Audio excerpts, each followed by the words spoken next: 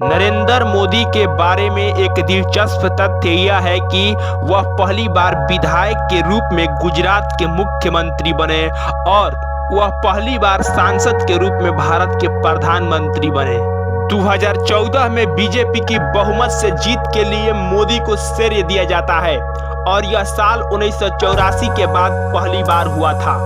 मोदी का जन्म गुजरात के वडनगर में एक गुजराती परिवार में हुआ था।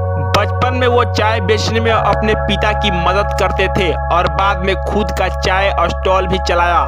मोदी 8 साल की उम्र में आरएसएस के संपर्क में आए और यहाँ से संगठन के साथ एक लंबा सफर शुरू हुआ।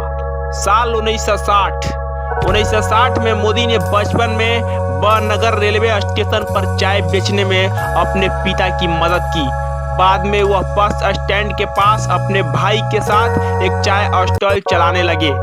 साल 1967 में मोदी ने वडनगर में अपनी उच्च माध्यमिक शिक्षा पूरी की। पारिवारिक तनाव के कारण उन्होंने घर को छोड़ दिया। मोदी ने उत्तरी और उत्तरी पूर्वी भारत में यात्रा के दौरान 2 साल बिताए। साल 1975 में आरएसएस द्वारा नरेंद्र मोदी को गुजरात लोक संघ समिति का महासचिव नियुक्त किया गया था। आपातकाल के दौरान गिरफ्तारी से बचने के लिए मोदी को अंडरग्राउंड होने के लिए मजबूर होना पड़ा। वह सरकार का विरोध करने वाला पैम्फलेट प्रिंटिंग में शामिल थे। साल 1978 में मोदी आरएसएस के संभाग प्रचारक बने। सूरत एवं वडोदरा में होने वाले संघ के कार्यक्रमों में वे बढ़ चढ़कर हिस्सा लिया। साल 1979 में मोदी आरएसएस के संभंग प्रचारक बन गए। सूरत और वडोदरा के क्षेत्रों में आरएसएस गतिविधियों से जुड़ गए। मोदी दिल्ली में आरएसएस के लिए काम करने गए, जहां उन्होंने आपातकाल के इतिहास के बारे में आरएसएस के संस्करण का शोध और लेखन के लिए रखा गया था। साल 1985 मोदी को आरएसएस ने बीजेपी को सौंपा था।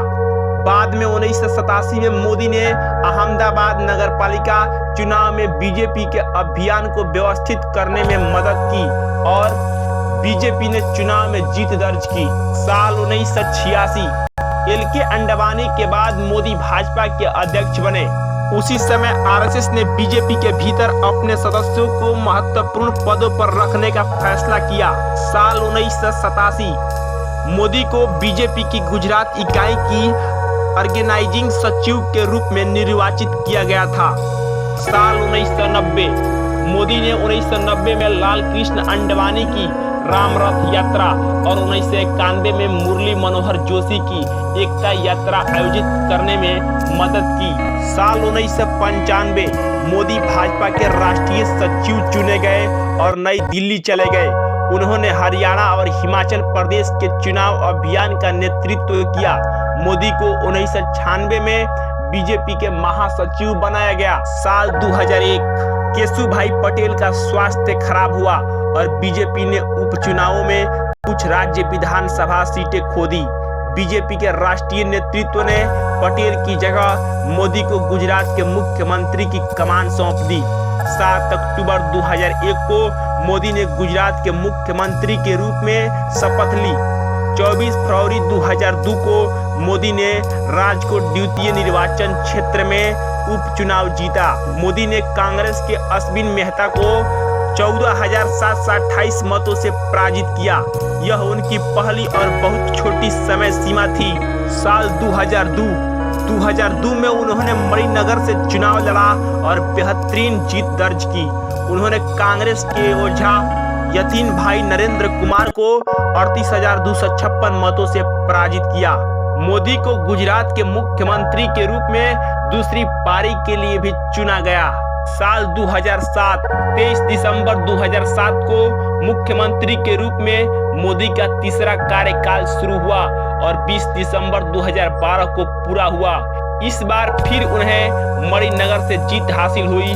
मोदी ने कांग्रेस के दिनशा पटेल को हराया। साल 2012 मोदी फिर से मणिनगर से चुने गए। इस बार उन्होंने भट्ट श्वेता संजीव को 34,097 मतों से पराजित किया।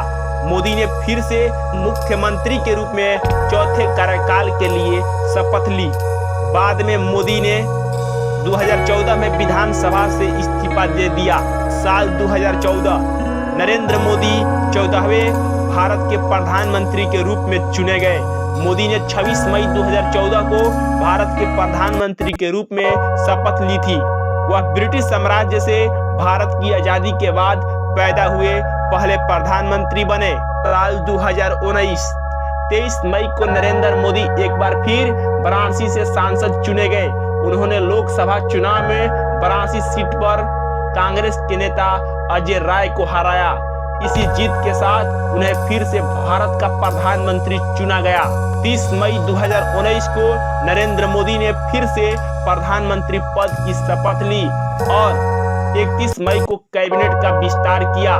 पीएमओ के अलावा department of atomic energy, ministry of personnel public grievances and pension, department of space और वो सभी मंत्रालय स्वयं के पास रखे जो किसी अन्य मंत्री को आवंटित नहीं हुआ। साल 2024 9 जून 2024 को पीएम नरेंद्र मोदी ने लगातार तीसरी बार प्रधानमंत्री पद की शपथ ली। इसी के साथ नरेंद्र मोदी पूर्व पीएम नेहरू के बाद लगातार तीसरी बार पीएम बनने वाले देश के दूसरे नेता बन गए। पीएम मोदी को वाराणसी सीट पर 6,12,970 वोट मिले, जबकि कांग्रेस उम्मीदवार अजय राय को 4,60,457 वोट हासिल हुए। पीएम मोदी ने अजय राय को 1,52,513 वोटों से हराया।